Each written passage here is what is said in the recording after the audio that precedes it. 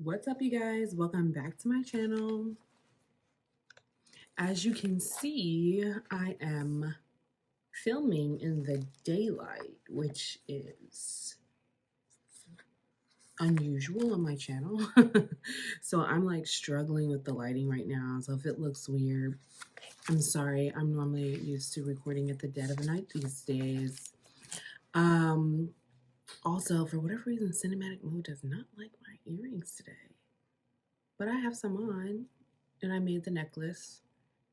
Why cinematic mode? Why? Anyway, this is a book review for a book called Ink, Blood Sister Scribe by Emma Torres, Torzs.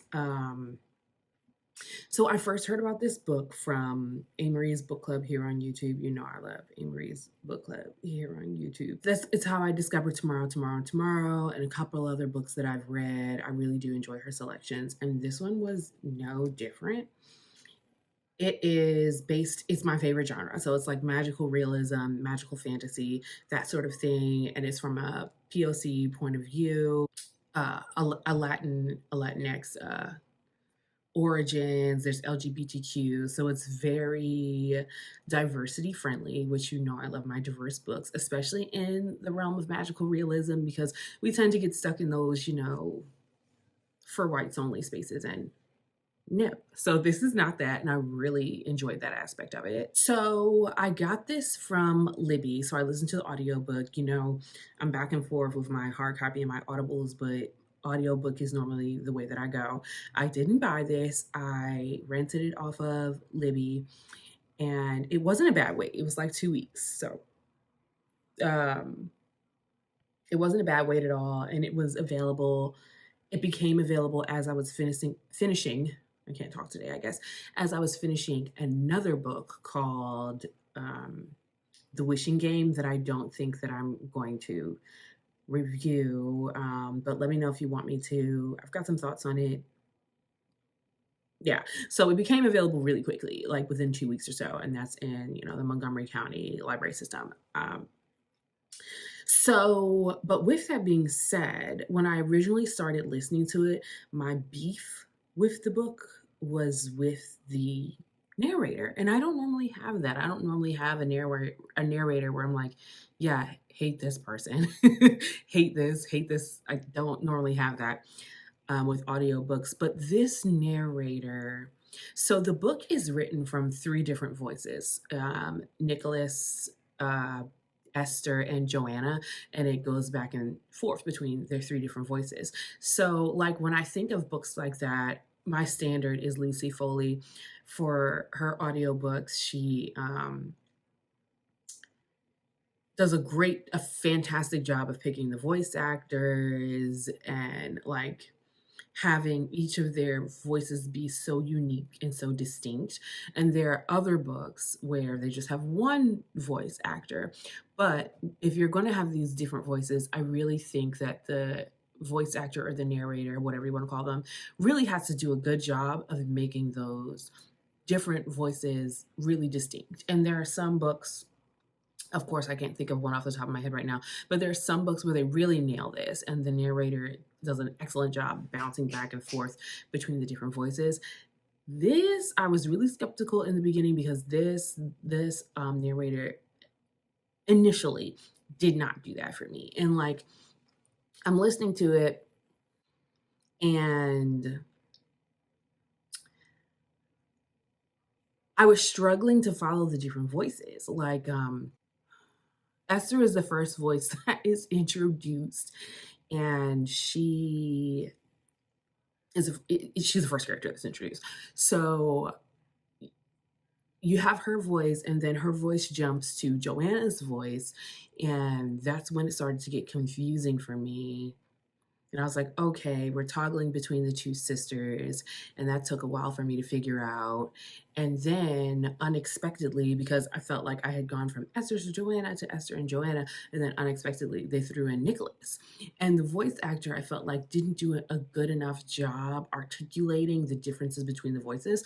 Like I felt like when Nicholas's character was introduced, I should have known it was a different character immediately, but I didn't grasp that. Once I got over that, the book really picks up though.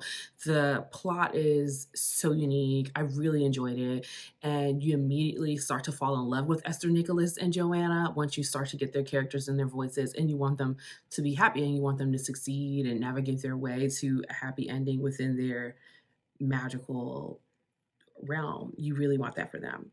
And then, of course, they introduce the bad guy who ends up being Nicholas's uncle, and they find out, the twists and the turns and all that fun stuff with the bad guy being his uncle and what he's done over the years, and how they realize that they have been brought together to defeat him, which is a great plot to follow. It gets really great. And once they come up against the uncle, I will say another gripe that I had with it is it felt so rushed. Like they built all this momentum, they built all this, what are we going to do? How are we going to get there? How are we going to do it?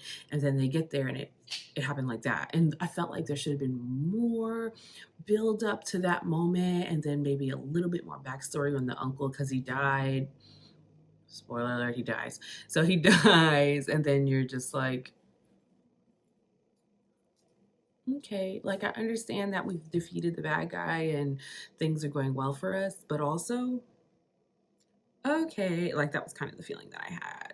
But yeah, overall, it was a good book. I would give it a B. Like the author really takes the old concept of spell books and magic books and really brings it into like a 2023. I don't know when the book was written, but like a new age. It gives it like a new age spin to it. So it's like you have, but while respecting that, like, that it's not a new concept, it's an older concept to have magic books and spell books and stuff like that. They make it a new age feeling, which I really enjoyed. I thought it was really well done. Kudos to Emma Torres for that because, yeah, I really enjoyed A Blood Sister Scribe. If you can get your hands on it, again, I listened to the audiobook, so it might be clearer for you with the different voices if you just read the hard copy. Um, so there's that. It might be clearer if you get the hard copy, but definitely put it on your list to check out from the library, or if you've got the money to buy the hard copy, it's worth it. It was a good read. So tell me what you think. Tell me if you've read it. What did you think? I kind of tore through it really fast. So tell me what you think. Again, though, this is my jam. This is my genre. I love the magical realism stuff. So I tend to gravitate towards that, especially when it's from that POC point of view. So tell me what you think in the comments, and I'll be back soon, because another reason I'm recording this in the daylight is because I put on this outfit, but the outfit is not giving, it's a dress, but the outfit is not giving what I wanted to give to go out in the public right now. So I was like, let me just record a video in it, take it off, and then put on the clothes that I'm gonna wear out and about. So thanks for tuning in. Give this a thumbs up. Go watch my video for my top 5 summer books. I know you all don't like those videos, but I really enjoy making them, and they're very editing heavy. So I would like it if you would check it out. I'll put the link on the screen. Thanks. Bye.